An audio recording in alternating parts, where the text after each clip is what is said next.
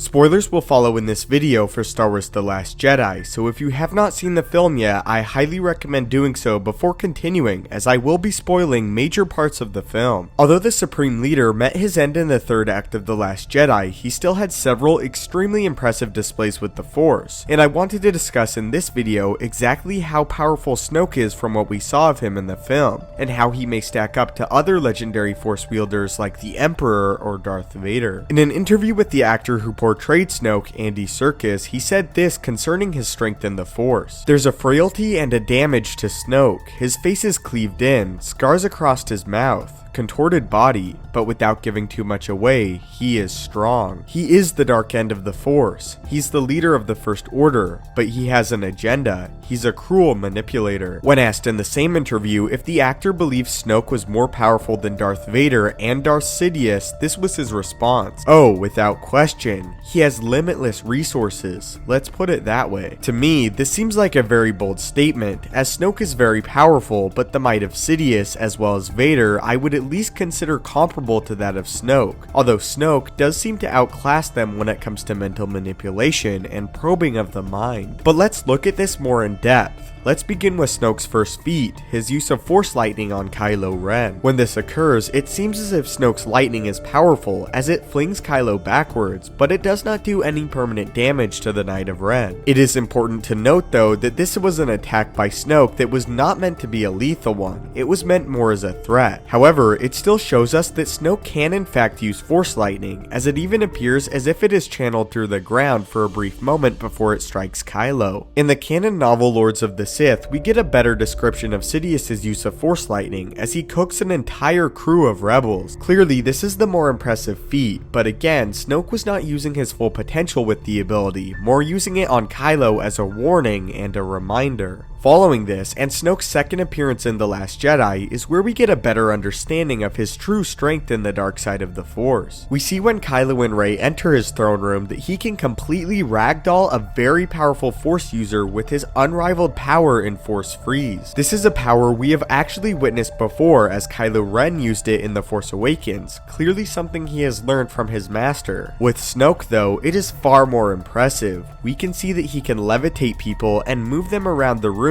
effortlessly, almost like figurines. We also witness when Rey tries to claim the lightsaber, Snoke overpowers her quite easily as the blade flies back into his palm, outmatching the immense raw strength of Rey without any effort. Something to point out is following this, when Kylo attempted to take the lightsaber back from Rey, the two struggled intensely. This makes this display by Snoke even more impressive. Based off of Snoke's displays in The Last Jedi with telekinesis and Force Freeze, he is in all actuality most likely the most gifted Force user of these abilities we have seen thus far. Earlier in the film, we also witnessed Snoke use the Force to ragdoll General Hux, this feat being displayed when Snoke was presumably across the galaxy, as the supremacy was not with the First Order fleet, as we got a glimpse of the reach of Snoke's true power. Snoke also uses an ability we have never seen before in Star Wars, as he creates a Force bond between Kylo Ren and Rey, in an effort to gain information from both of them. By using this ability, he allows the two of them to actually see each other, and displays here his unmatched power in manipulation of one's mind. Before Snoke in The Last Jedi, the displays with this power pale in comparison, as Vader was able to learn from Luke that he had a twin sister, and Palpatine was able to sense the emotions of others, but nothing like this and from the scale of Snoke. Once Rey actually physically encounters Snoke, he further shows his power with mental manipulation, as he looks into her mind and discovers Luke is on Ahch-To. Again, this is a power we know Darth Vader used, and also something we saw Kylo Ren use in The Force Awakens, but never like this. Physically, however, Snoke is no rival for any well-trained Jedi or Sith with a lightsaber, as even in the visual dictionary for The Last Jedi, it states that his physical abilities have all but faded away. This is not to say though that just like the Emperor, he is able to use the Force to bolster his ailing body and move quite swiftly, as I believe he can if he taps into the dark side. However, any damage dealt to Snoke could be quite devastating in a battle, as he is quite frail. Snoke is extremely compelling because he is so vulnerable, but yet quite possibly the most powerful character that we have seen so far in Star Wars. What I am most intrigued by is to what extent of his disfiguration is due to the dark side of the Force, and what extent is from a past injury. story. In the grand scheme of things, this matters very little though, as his raw strength in the Force itself quite certainly puts him in the conversation as the most powerful Star Wars character. Based on what we've seen, Snoke seems to be the most powerful when it comes to telekinesis and mental manipulation, as for years he persuaded Kylo Ren to the dark side of the Force, as well as reached out to the Emperor in the Aftermath novels and tried to convince him to come into unknown space. Clearly Snoke is powerful. Would I call him the most powerful character we have ever seen though? I'm not sure, as we don't know the true extent of Luke Skywalker's power. Other than Luke Skywalker though, I would say that Snoke is the most powerful non-entity Star Wars canon character that we have seen so far. Ultimately, there's only one character that I believe could rival Snoke, and we don't know his true extent.